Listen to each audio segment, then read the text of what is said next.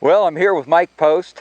We're on a old and famous Virginia plantation, and we're going to look for some evidence of Robert E. Lee visiting here.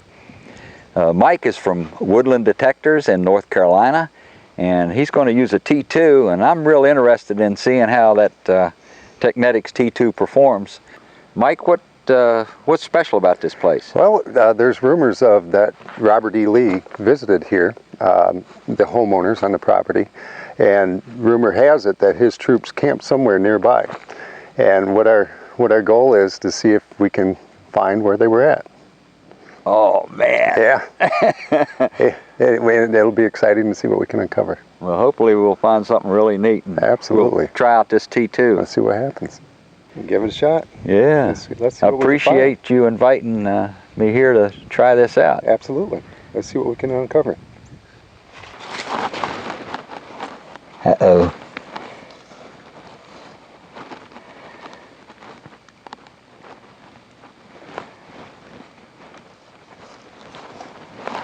Well, that sure don't look like brass.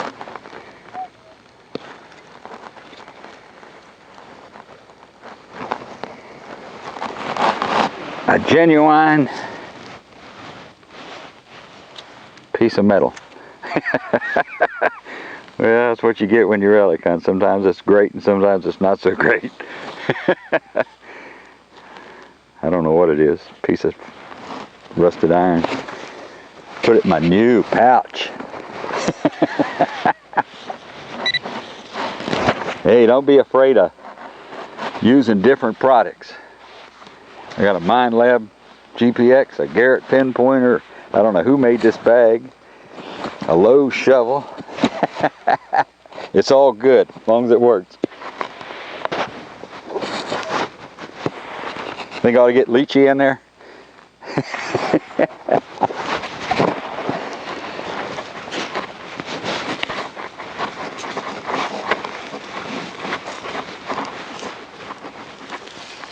See Mike up there excavating something. Well, we just dug about a third hole here and just revealed something here. I can see it right in the corner. I haven't even pulled it out yet, but it's either a large copper coin or a big button maybe. Oh, hold on. Let me get in on that with the camera. Right, okay. Right there. Come on, copper. What we got? It looks like a big dandy button. Yeah, there's the shank. That's a big flat button there. It's an early button. I don't see any type of design or anything on it, but it definitely is period of what we're looking for. Good times. Well, I just got a nice signal here and pulled this up, and I haven't looked at it yet, but I know it's a chunk of lead. I can tell by the white color. It's got a hole in through it. Definitely Civil War period. It's like somebody was making something. Carved. Well, that's a good sign. And I've started to circle this hole. That's what you find a good target. You make a circle around it, slowly getting bigger and bigger. Maybe we'll find something else.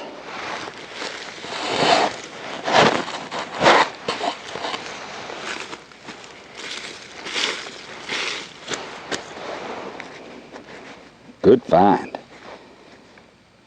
Well, I can't wait to open that up and see what, if it opens. Might be some writing in the middle of it.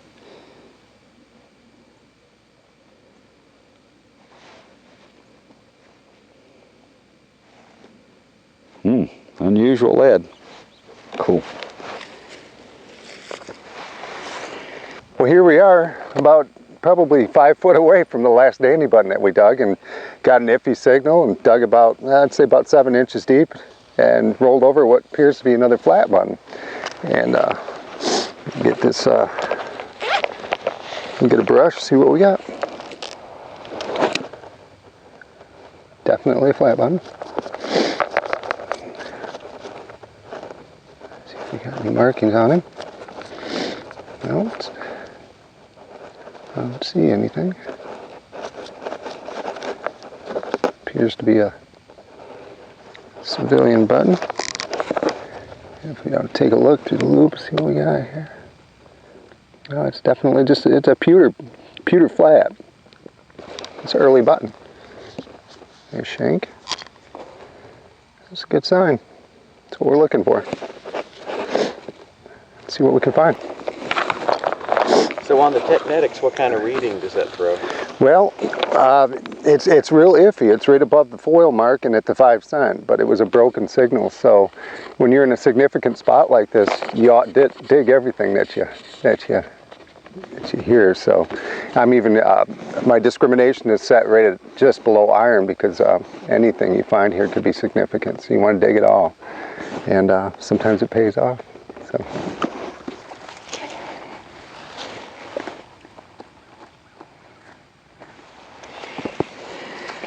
I love metal detecting. It's a combination of hunting and fishing. You hunt for a good signal and then you dig it up and it's like you don't know what you caught.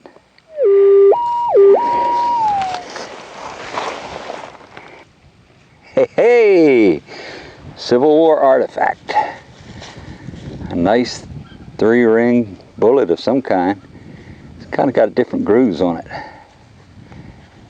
You know, I might have to study this bullet.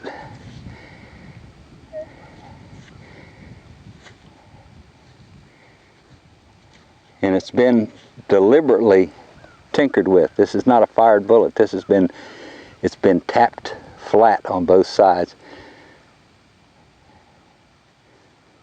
Not like it's been stepped on or anything. It's been tinkered with.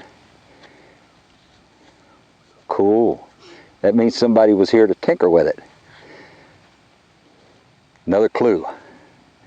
In search of General Lee's officers' camp. Hot dogs. So Mike's getting all the regular stuff out of my way, and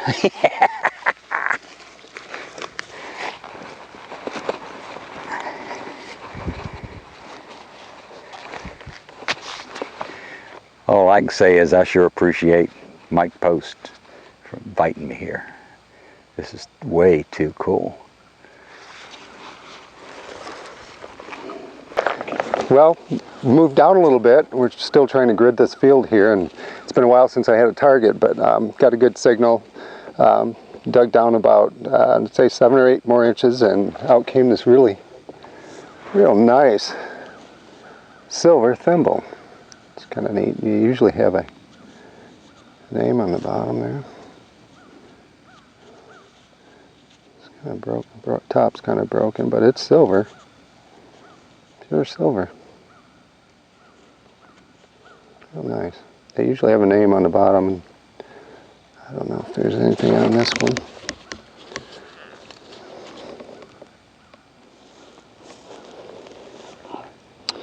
It just has a lot of decoration.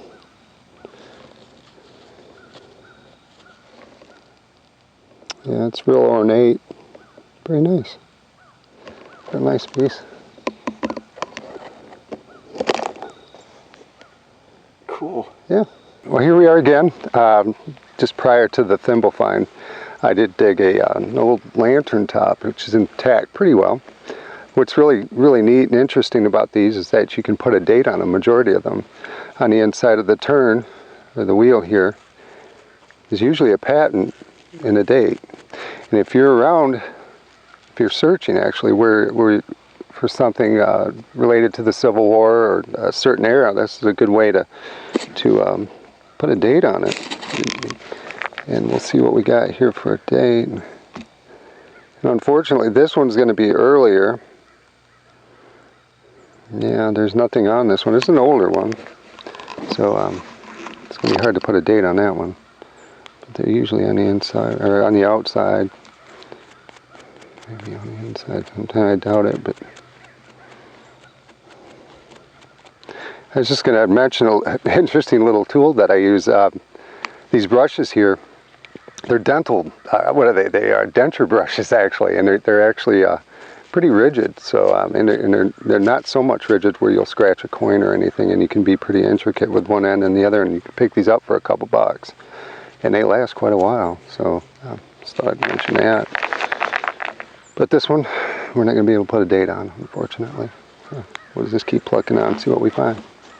Well, here we are down the hill from where we were digging a little bit earlier, where we found the thimble.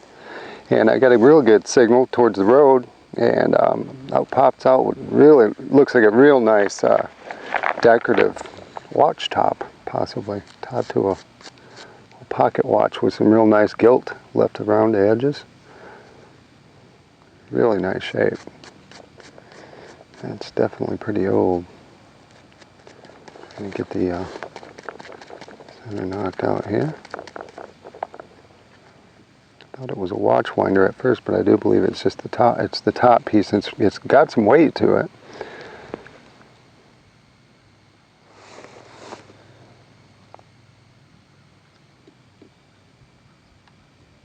It's a nice piece.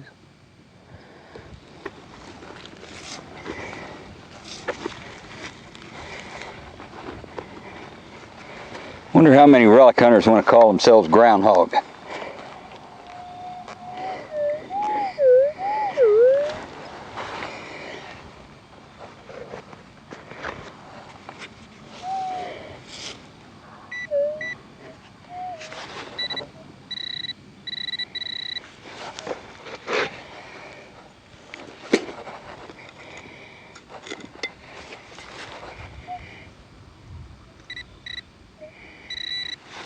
I see rust. It's not good.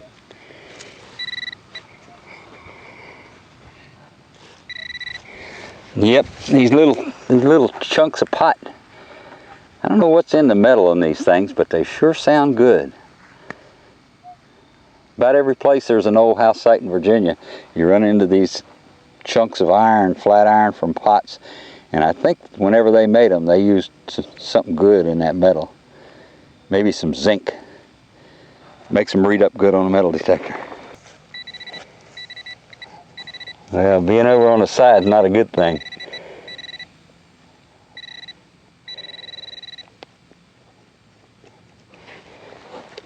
But we'll be careful with it anyway.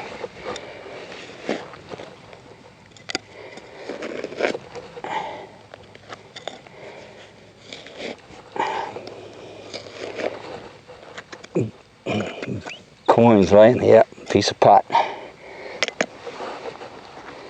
When a piece of pot's laying like this, it'll project the signal over to here. So you dig down here, but it's actually over here.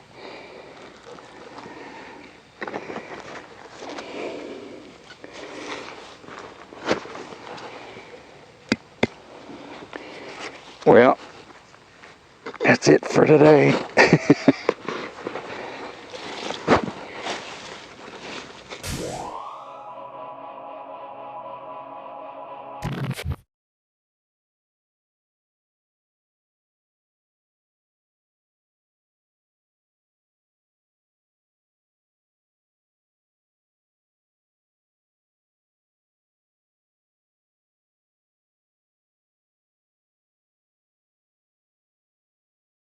All right, Mike. Go ahead, yes. I sure appreciate you inviting me out to this great estate. This is really cool. Pleasure. And I appreciate you showing me a little bit what you can do with that T2. You're a pretty good fellow with that thing. Thank you. Thank you. Yeah, it's quite a machine. It works everywhere. Where can I get one? Hey, you can buy one from me if you'd like. Woodland Detectors? Woodland Detectors. North Carolina? North Carolina, Black Mountain, North Carolina. I will say Mike's one of the most honest guys I've ever met. I've known him for 2 or 3 years now, and everything he's been said to everything he has told me is golden. Thank you.